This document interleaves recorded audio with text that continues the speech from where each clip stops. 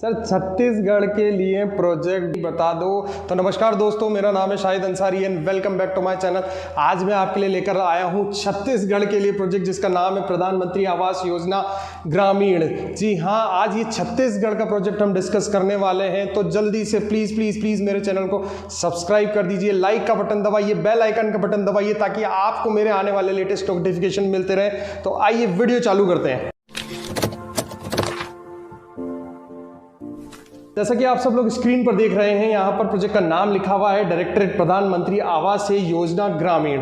ये प्रोजेक्ट का नाम है। यहाँ पर एड्रेस दिया हुआ है, ईमेल आईडीज यहाँ पर दी हुई है। कोई भी अगर हमें समस्या आती है तो उसके लिए हमें यहाँ पर जो है नंबर दिया हुआ है, हम नंबर पर कॉल कर सकते हैं अगर आपको कोई भी समस्या तो आती है। ये पूरा का पूरा जो भी एक्सप्रेशन ऑफ इंटरेस्ट है ये यहाँ पर दिया हुआ है। आप एक्सप्रेशन ऑफ इंटरेस्ट डाउनलोड भी कर सकते हैं। ठीक है, थोड़ा सा हम आगे चलते हैं इसमें और हम देखते हैं कि इस जो आरएफपी में क्या क्या चीज़ें हैं। ये आरएफपी जो बेसिकली आप देख सकते हैं यहाँ पर 31/7/2023 को ये जो है वो पब्लिश हुआ है। तो अभी हमारे पास बहुत ज़्यादा टाइम है, 6 या 7 दिन ही हुए हैं इसको आए हुए, तो हम इस प्रोजेक्ट को लगा सकते हैं। तो हम देखते हैं इसमें क्या है। सबसे पहले हम ये लाइन्स जो हैं, ये लाइन्स हम यहाँ पर पढ़ लेते हैं। ये कुछ इंपॉर्टेंट लाइन्स हैं जो यहाँ पर लिखी हुई है। ये वेरी वेरी इंपॉर्टेंट लाइन्स है जो आपको पढ़नी है।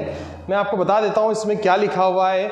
जो प्रोजेक्ट का ऑर्गेनाइजिंग कमेटी है, rural development department, government of Chhattisgarh, ये जो है ऑर्गेनाइजिंग एजेंसी है जो ये वाला प्रोजेक्ट करवा रही है। इन्होंने बोला है कि हमें प्रपोजल चाहिए रिप्यूटेड ट्रेनिंग पार्टनर से जो एक्रीडेटेड एंड एफिलेटेड हो, जिनके पास एक्रीडेशन और एफिलिएशन दोनों चीज़ हो।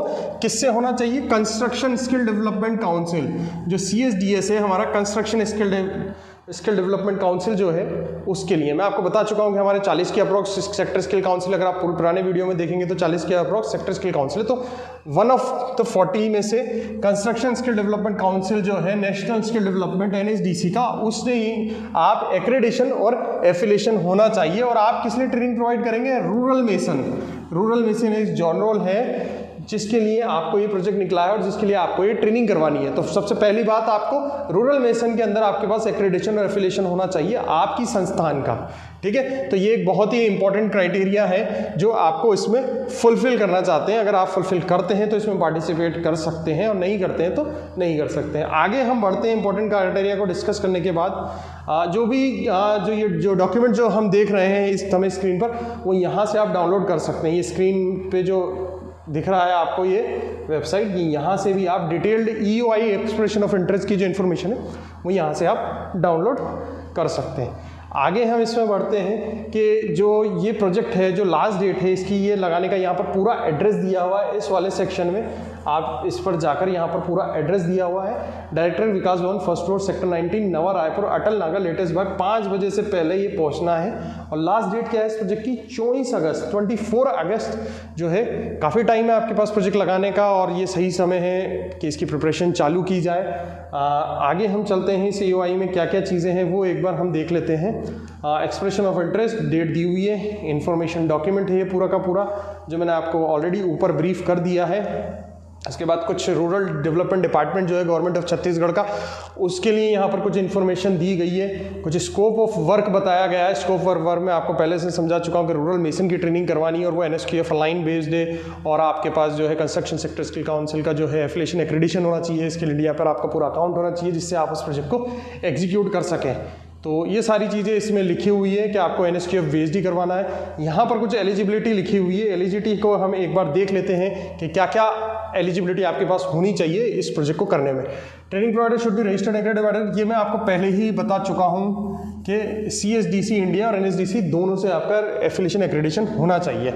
इसके बाद सिमिलर प्रोजेक्ट जो हैं लास्ट 3 ईयर्स में, उनका आपका एक्सपीरियंस होना चाहिए इन सालों में। उसके बाद हम देखते हैं कि आपके पास PAN और GST आपके पास होना चाहिए। इसके बाद institution should have minimum 6 trainers, कम से कम 6 ट्रेनर्स आपके पास होना चाहिए इस फील्ड से रिलेटेड, यानी रूरल मेसन में आपके पास 6 ट्रेनर्स होने चाहिए। तो इस तरीके की कुछ चीज़ें हैं जो इसमें मतलब एलिजिबल करती हैं, तो आप इसको एक बार देख सकते हैं।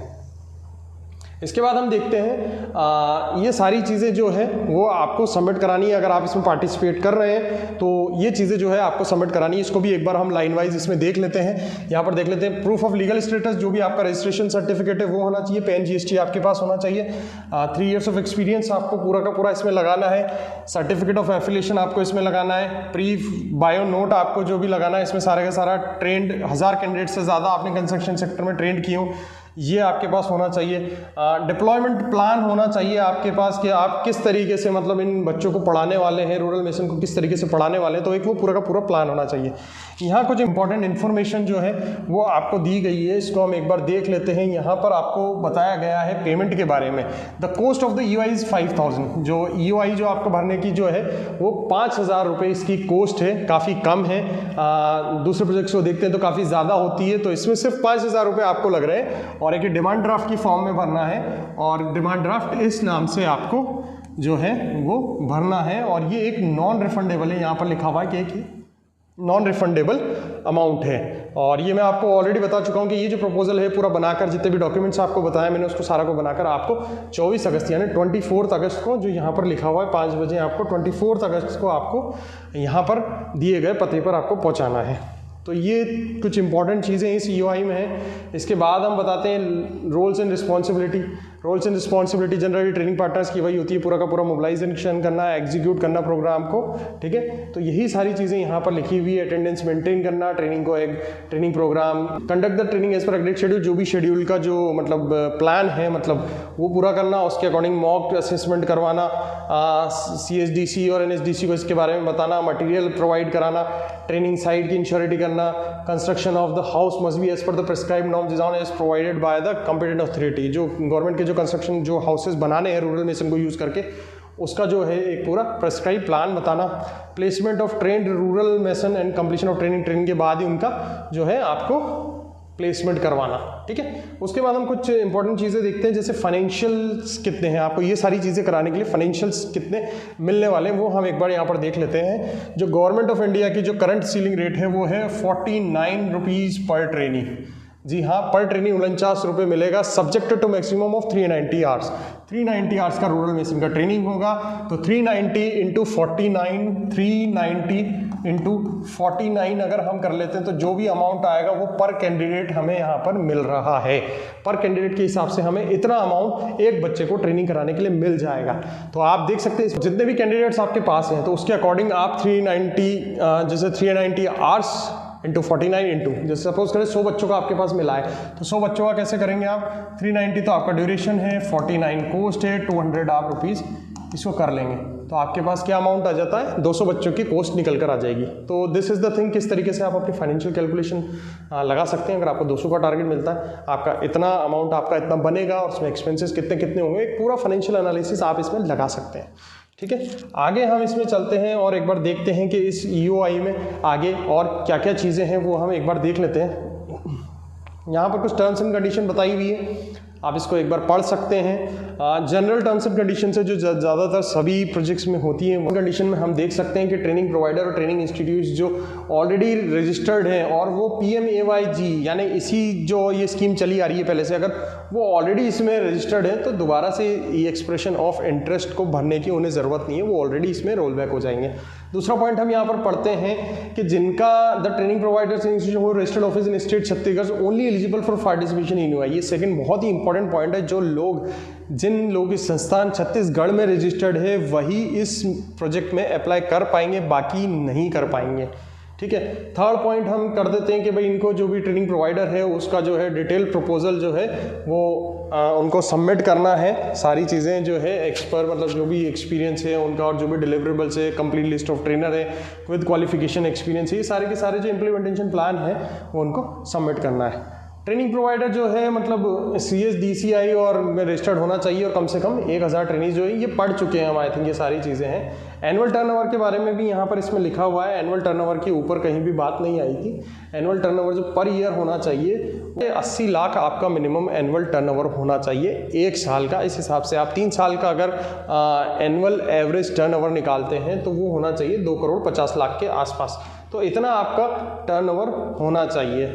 तो इस तरीके का है। और ये बता देते हैं आपको कि जो ये ट्रेनिंग प्रोवाइडर इंस्टीट्यूशन है वो पूरे रिस्पॉन्सिबिलिटी है कि भाई उनका जो मतलब 49 वर्किंग डेज है, 8 घंटे पर डे के हिसाब से उनको चलाना है, यानी 49 वर्किंग डेज मिलेंगे आपको इस ट्रेनिंग, जो रूरल मिशन की ट्रेनिंग है उसको ख़त्म करने के लिए।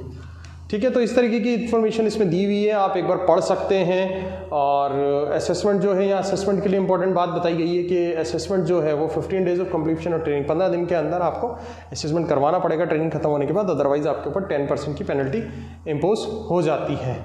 तो ये चीज़ें हैं कुछ, और इस तरीके से छोटा सा EOI है जो आपको एक बार पढ़ लेना चाहिए। इसकी जो मेन जो स्पेशल थिंग्स है वो कि एक तो EOI की जो कॉस्ट है वो 5,000 रुपये है, और ट्रेनिंग प्रोग्राम बहुत छोटा है, जैसे कि हमने समझा है। तो पूरा मैं समरी आपको एंड में बता देता हूँ कि 5,000 रुपये का एक आपको EOI जो है डिमांड ड्राफ्ट जा रहा है। इसके बाद आपकी जो रेट है वो 49 रुपीज़ पर आवर की है, जो बहुत ज़्यादा अच्छी है। और इसके अलावा 49 डेज़ का ट्रेनिंग प्रोग्राम है जिसमें 8 घंटे आपको रेगुलर ट्रेनिंग देनी है ना। 49 डेज़ में आपका ट्रेनिंग प्रोग्राम खत्म हो जाएगा, और आपका पर कैंडिडेट का है जो भी अच्छा अमाउंट उसमें आ रहा है 360 घंटे के अप्रॉक्स। तो अपने आप में बहुत अच्छा प्रोजेक्ट है ये, आपको इसमें करना चाहिए। बुरी बात ये है कि सिर्फ छत्तीसगढ़ के लोगों के लिए हैं, अदर बाहर वाले इसको नहीं कर सकते। जिनकी फर्म, संस्था, सोसाइटी छत्तीसगढ़ में रजिस्टर्ड है वही इस प्रोजेक्ट को कर पाएंगे, और दूसरे जो हैं वो इस प्रोजेक्ट को नहीं कर पाएंगे। तो इस तरीके की ये चीज़ें हैं। तो ये हमने आपको आज बताया प्रधानमंत्री आवास योजना ग्रामीण के बारे में। होपफुली आप सब ये लोग लगाएं। सबसे ज़्यादा छत्तीसगढ़ के लोग भी मुझे बार बार बोलते हैं कि सर छत्तीसगढ़ के प्रोजेक्ट आप नहीं बताते हैं, तो this is the project. Chhattisgarh के लोगों, आपको ये प्रोजेक्ट ज़रूर लगाना चाहिए if you want to work in the skill development field. So thank you so much guys for watching my channel. Thank you.